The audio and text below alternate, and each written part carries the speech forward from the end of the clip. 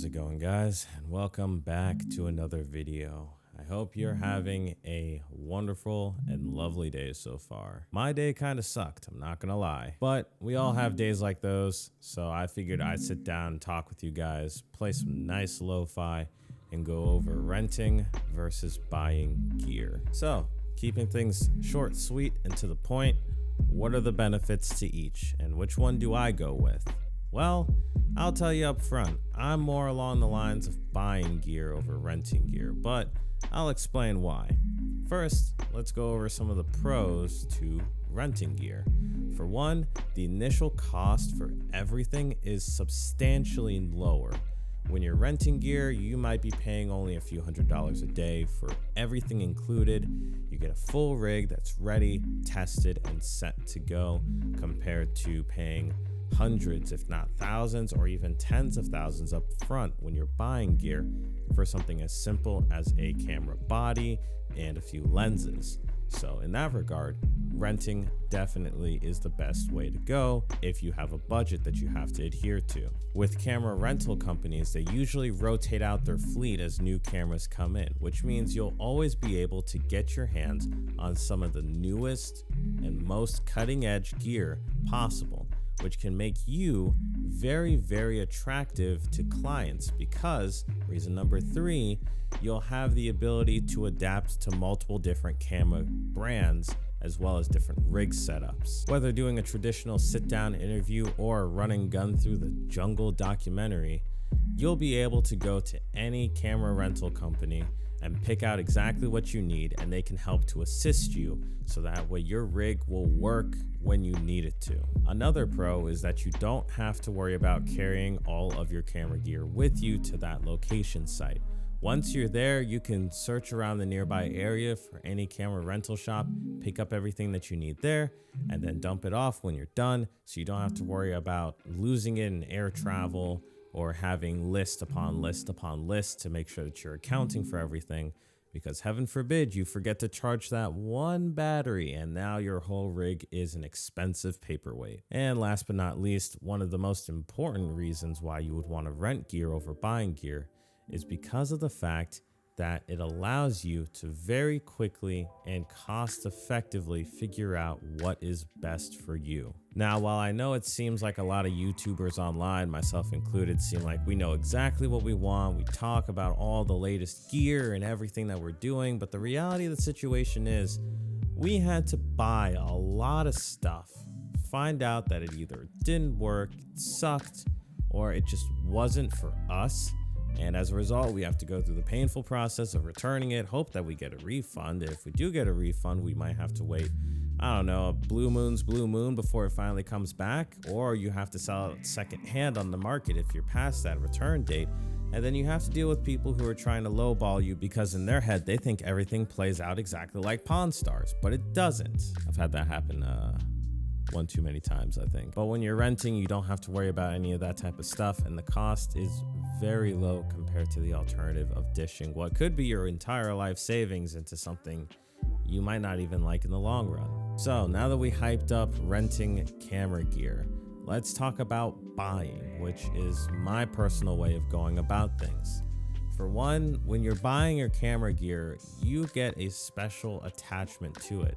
It's something that you worked hard for, got hyped up over, and something that you experience in your hand. It's yours to own. So you're really going to go out of your way to truly learn and get the most out of your camera, which in the long term can make you much more productive and much more efficient when it comes to using your camera, compared to someone who's renting it and maybe only has a few days or weeks at the most in order to try and learn everything altogether. Another pro is the fact that you will be unbelievably versatile. Since you have your gear and you bought it, you'll always have it available with you. So whenever you need to do an emergency shoot, or whenever a spark of inspiration kicks in and you know that you have to go out and film something, you'll have your gear available with you to do so, which guides me into the fact that you'll be able to take a lot more chances when it comes to producing projects, especially personal projects that you want to have be made, because you don't have to cough up a couple $100 each and every single time you have something that you want to do.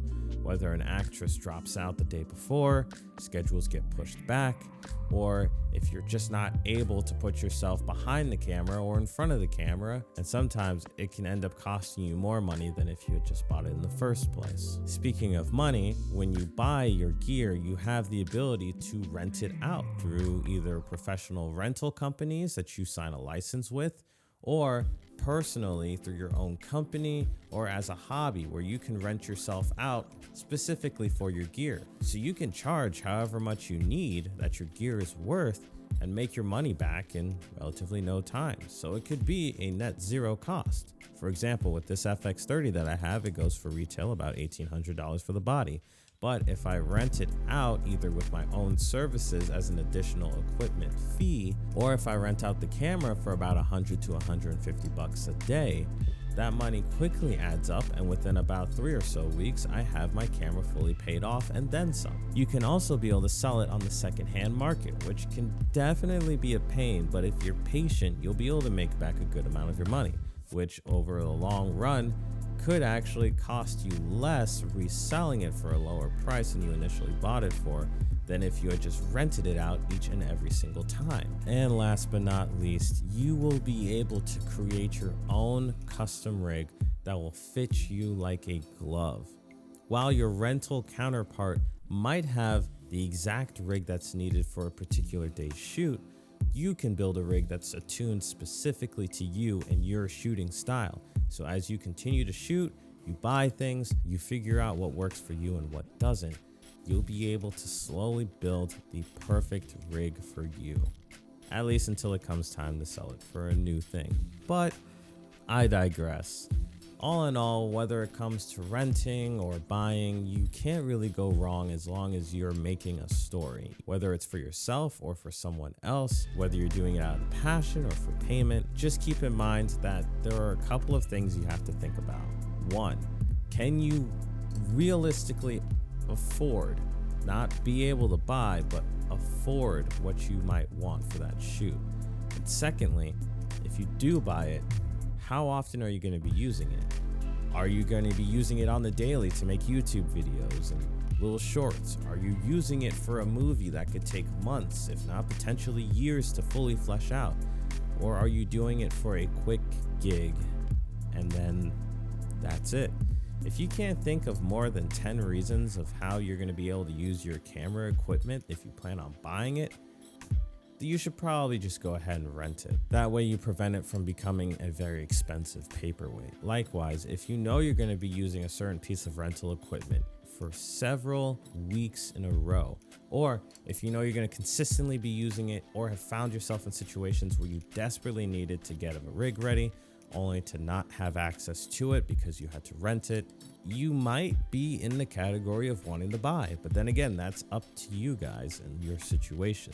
I just wanted to flesh out both sides of the argument in order for people to see that one's not inherently better than the other. And whichever one you choose at the end of the day, as long as it makes you happy, I'm happy with it. So that's the end of this video. Like, leave a comment, subscribe if you enjoyed it. It helps to motivate me to make more of this juicy content for you guys, even when my day has not been super funkylicious. And with that, I leave you guys till the next time. Peace out and bye-bye.